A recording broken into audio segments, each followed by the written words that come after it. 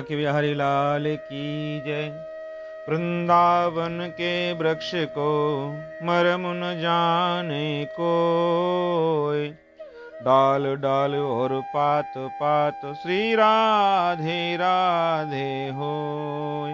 मैं आचार्य कृष्ण भरी कार्तिक महात्म में तृतीय दिवस के कथा में आपको चौथा अध्याय सुनाता हूँ।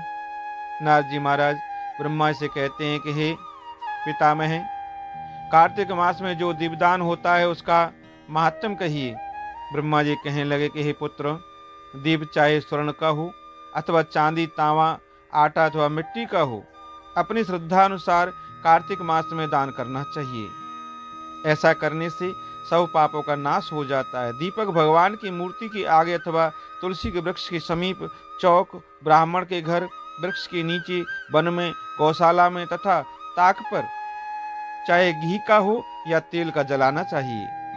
जो ब्राह्मण के घर दीपक जलाता है उसको अग्निष्ट होम का यज्ञ का फल प्राप्त होता है, और जो आकाश में ऊंचा दीपक जलाता है उसके धन की वृद्धि होती है तथा वैकुंठ का वास मिलता है। भगवान से प्रार्थना करे कि भगवान, मैं आपके निमित्त दीपक जलाता हूँ। कार्तिक में मथुरा, माघ में प्रयाग और वैशाख में हरिद्वार का वास अत्युत्तम होता है।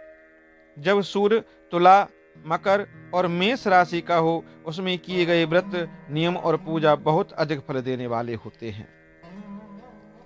इन मासों में अच्छे कर्म करने से पापों का नाश हो जाता है। जैसे सूर्योदय से अंधकार का, वज्र से पर्वत का, गरुड़ के भय से सर्प का, और पवन से मेघ का, ज्ञान से दुख का, और सिंह के भय से मृग, जैसे ही मथुरा के दर्शन, वृंदावन के दर्शन से सब पाप नाश हो जाते हैं, भाग जाते हैं।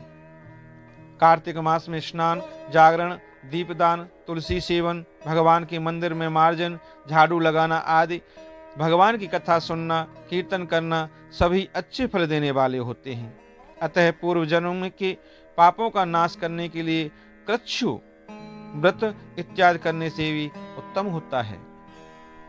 इतनी कथा सुनकर नारद जी महाराज पूछने लगे कि हे पितामह, पूर्व जन्म के पाप कैसे जाने जा सकते हैं? ब्रह्मा जी कहने लगे कि हे पुत्र, ब्रह्म हत्यारा क्षय रोगी होता है। गुरु स्त्रीगामी, कुष्ठी और सोने की चोरी करने वाले के नाखून खराब हो जाते हैं, और मदिरा पीने वाले के दांत खराब हो जाते हैं। इस प्रकार पूर्व जन्म के पापों से मनुष्य पहचाना जाता है। यह सब दान, तपस्या और कृच्छ व्रतादि से निवारण से अच्छे होते हैं। जब कृच्छ व्रतादि कहते हैं, एक समय भोजन करने से पादकृच्छ, 3 दिन सायंकाल और 3 दिन प्रातःकाल भोजन करने से अतकृच्छ, तथा साय काल में 22 ग्रास और प्रातः काल में 26 ग्रास अथवा 24 ग्रास खाने से भी अतकृच्छ व्रत कहा गया है। 3 दिन प्रतिरोज खावे और 3 दिन उपवास करे, यह भी अतकृच्छ होता है। सायंकाल में 1 ग्रास और प्रातः काल में 1 ग्रास और 2 दिन में बिना मांगा हुआ तथा 2 दिन तक उपवास, यह कृच्छार्ध व्रत कहलाता है। 21 दिन तक केवल दुग्ध या पानी पीता रहे, यह कृच्छ व्रत कहलाता है। 12 दिन तक उपवास करना पुराक व्रत कहलाता है।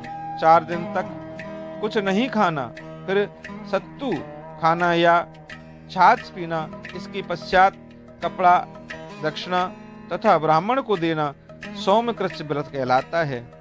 इसी प्रकार 12 दिन तक करना द्वादश कृच्छ व्रत कहलाता है। तुला पुरुष का दान करना और गौ का घृत, गोबर, दूध, दही तथा कुसा का जल पीना, दूसरे दिन उपवास करना, यह कृच्छ संतपन कहा गया है।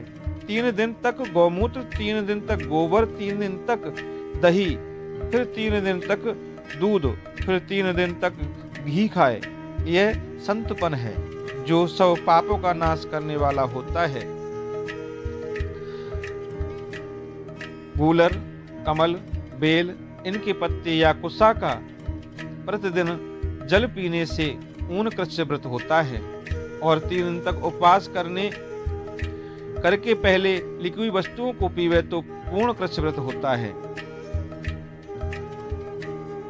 यदि तपा हुआ दूध घी जल प्रतिदिन पीवे और एक दिन उपवास करे तो इसे तप्तवृक्ष कहते हैं। जल दूध घी यह तपा कर 3 दिन तक पीवे और एक समय स्नान करे तो यह तप्तवृक्ष होता है। इसका प्रमाण पानी 8 तोला, दूध 12 तोला, घी 4 तोला होना चाहिए तथा कार्तिक शुक्ला चतुर्दशी को भगवान का पूजन करना चाहिए। उपवास करके उस रात्रि को जल में स्थित रहे यह पेट कृच्छ जल व्रत कहलाता है, जिसके करने से वैकुंठ की प्राप्ति होती है। कार्तिक शुद्धि सप्तमी को घी खाए, फिर एकादशी को उपवास पैतामह कृच्छ कहलाता है। इस प्रकार पैतामह कृच्छ व्रत करके दिन में भगवान श्री कृष्ण का पूजन करे तो यह तीनों लोकों में पवित्र होकर वैकुंठ को प्राप्त हो जाता है। कार्तिक शुद्धि छठ के 3 दिन केवल दूध पीवे, फिर नवमी से 3 दिन उपवास करे, यह महेंद्र कृच्छ व्रत करने से दुर्लभ वैकुंठ का वास होता है। 3 दिन तक अन्न खाए, फिर 3 दिन तक उपवास करे, यह भी पत्र पंचक व्रत कहलाता है तथा इसको वैष्णव कृच्छ व्रत भी कहते हैं। जो मनुष्य एकम से पंचमी तक केवल दही खाए, फिर एकादशी तक द्वादशी को भगवान का पूजन करे, यह याच्य कृच्छ व्रत होता है। इससे श्वेत द्वीप का वास मिलता है, जो शुक्ल पक्ष की प्रतिपदा से प्रतिदिन 1 ग्रास बढ़ाता है और कृष्ण पक्ष में 1 ग्रास कम करता है तथा अमावस को कुछ नहीं खाता, यह चंद्रायण व्रत कहलाता है। 1 ग्रास 2 तोले या अच्छी तरह से मुंह में आ जाए इतना होता है।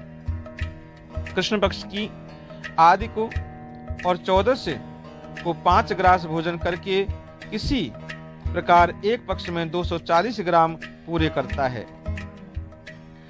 यह भी चंद्रायण व्रत कहलाता है। जो गौ के 4 स्तनों का दूध पीता है और फिर 7 दिनों तक 2 स्तनों का, फिर 6 दिनों तक 1 स्तन का दूध पीता है और फिर 3 दिनों तक केवल वायु का भक्षण कर, यह सोमपान नाम वाला व्रत कहलाकर सारे पापों का नाश करने वाला होता है। गेहूं तथा चावल की कांजी, दही, दूध, घी, पानी और पंचगव्य ये सब चीजें नियम पूर्वक कार्तिक के मास में खाने से सप्ताशक व्रत कृच्छ व्रत होता है। इसके करने वाला मनुष्य विष्णु लोक को प्राप्त हो जाता है। बेल, पलाश, गूलर का काढ़ा और गर्म दूध पीकर एकादशी व्रत करने वाला द्वादशी को पारण करे तो वैकुंठ का वासी होता है।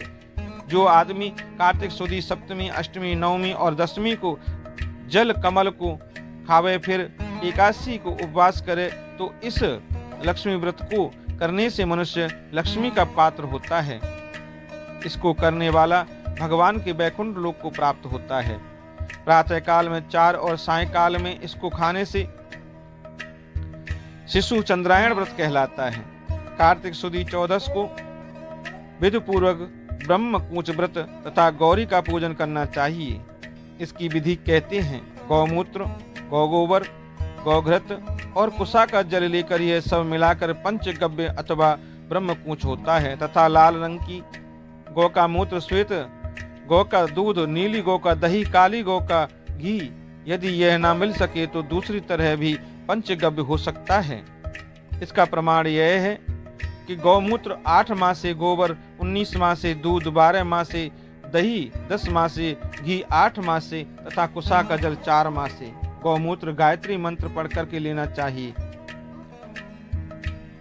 गंधद्वाराम द्वादष्टाम नित्य पुष्टिम करिष्णीम, यह मंत्र पढ़ करके गोबर पय पर दिव्याम पय योगधि को, यह पढ़ करके दूध दधक्राणोकार सम, यह मंत्र पढ़कर दही, तेजो मासी मंत्र पढ़ करके घी और दस्यु श्वेत पढ़कर कुसा का जल लेना चाहिए। इसको कुसा के पात्रों में रख करके विधिवत हवन करना और वेद के इन मंत्रों से आहुति देकर हवन करना चाहिए। इरावती इद विष्णु विचक्रमे सर्वती मनस्तोकः सवती, इन मंत्रों से आहुति देकर के बचा हुआ घी पिए। घी पलाश के पत्र, स्वर्ण पात्र तथा चांदी के पात्र में पीना चाहिए। एक दिन तथा रात्रि उपवास करे, साथ ही भगवान का स्मरण करे। यदि स्त्री व्रत करे तो अपने पति की आयु कामना के अर्थ भगवान की प्रार्थना करे। दिन भर भोजन नहीं करना चाहिए। आंवला तुलसी का पूजन करे और भगवान से प्रार्थना करनी चाहिए। व्रत समाप्ति के निमित्त ब्राह्मण को गोदान करना चाहिए। इस प्रकार इन कृच्छादि व्रत के करने वाले भगवान को अति प्रिय होते हैं और वे परम पद को प्राप्त होते हैं। बोलो बांके बिहारी लाल की।